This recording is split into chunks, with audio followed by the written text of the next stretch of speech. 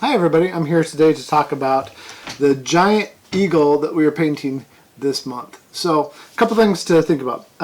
This thing has a bunch of textures, and Blaze is going to go ahead and zoom in on my giant eagle. I know mine's not on the base, we'll talk about that in a minute, but okay, we're good there.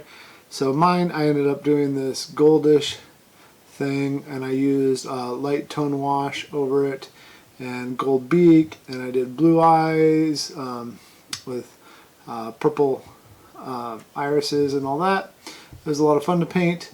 It's hard to see some of what I have going on here unless you have really good light, but yeah, let's start by talking about two things here that are particularly interesting with this one. First of all, a lot of the eagles, you may have received one, had a fault where the joint between the wings and the body was, so that's okay, don't worry about that. That's not going to affect the judging of this. Mine, I filled it in with some filler compound. There's some green stuff and other things like that that you can use to fill in there, but not a big deal. It won't affect how we think about how it's painted. You can kind of see here I did a lot of shining on mine.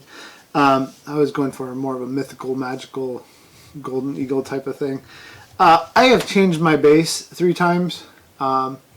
I want mine to seem like he's coming up out of the clouds on a stormy night. So I'm going to be working on that one for a little while. That's going to take me some time. But I've already seen one really cool, and I know people are going to be doing some other cool ones. Can't wait to see what you've done.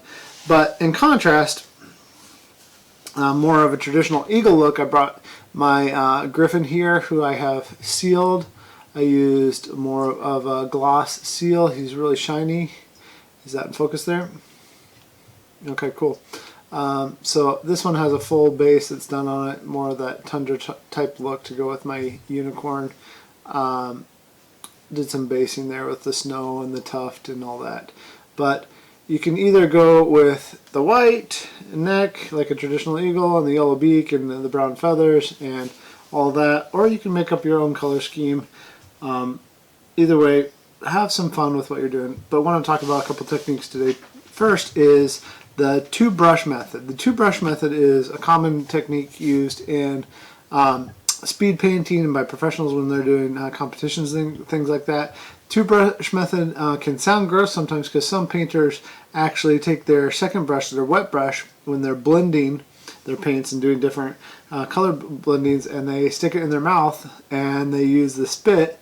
It's also called the spit instead of the 2-brush method, the spit method, to blend. So they'll put on a more opaque paint and then they'll use that second brush with spit and so forth. You can either do that, or if you're worried about whether it's safe or not, and acrylics generally are safe, but just make sure you check the bottle, or you can get a compound that is specifically meant for that. There are some viscous compounds that are meant for painting in the 2-brush method. So that's one to keep in mind as you do some blending, because this creature, this eagle especially, and similar creatures like the griffin, are going to have tons and tons of different textures on them, and with the different textures you're going to want to highlight those top parts maybe even after you come back and do your initial paint layerings. This one actually has about 12 to 15. I wouldn't be surprised if I do another 10 layers on it. It's just going to take a while to get the exact look that I want.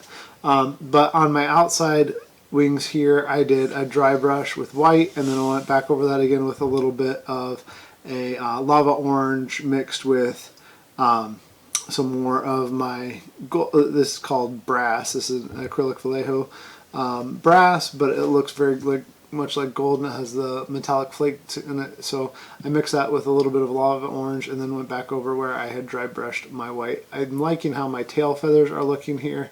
The rest, I think I got some more to do. On that note, what is dry brushing? If you're not familiar with it, dry brushing is just simply taking a brush that's dry, you haven't mixed with water or anything else, and you are going for your top higher raised textures and hitting those with a certain paint that you want to stand out at the top. So that's dry brushing. On that note, a couple people have asked me, should you just mix your paints when you're doing the layering with water, or should you use something else? Sometimes I use water. I don't like water though because it's a little bit harder to control, and it can mess with some paints in a certain way so that they start to separate. What I actually like to use, besides having an airbrush, I like to use a little bit of flow improver, so the airbrush flow improver, and there's a couple different things like this. This just happens to be a Vallejo one. I put a little bit of that, and then I start with my paints at the highest translucency, and then I add more opaque layers as I get towards the top. I think that's what a lot of people do, is add in your more solid or opaque layers at the top of your painting will often create the effect that you want to with layering and blending. Blending is one of the most rewarding things for you to learn about when you learn to paint. Once you learn how to blend well and you get the desired effect that you want, and there's different ones that are, maybe you want to look a little bit more comic booky, or maybe you want to look a little bit more realistic, or maybe you want to look like you are doing something that shows a certain type of world that you've maybe seen in an RPG book or somewhere else. You're going to want to learn how to blend in a specific way that's going to be your style. So check some of those things out. Keep enjoying your painting. Maybe you've already figured out what you're doing with your base better than I have. I got to figure that out, and I'll be working on that later. But enjoy it. Let us know in the comments how many sharks you want to see next month. We're going to try to get sharks for July's Take and Paint. Hopefully that's a lot of fun. I think sharks is appropriate for summertime, right? So hope you're doing well. We will talk to you later. Thanks.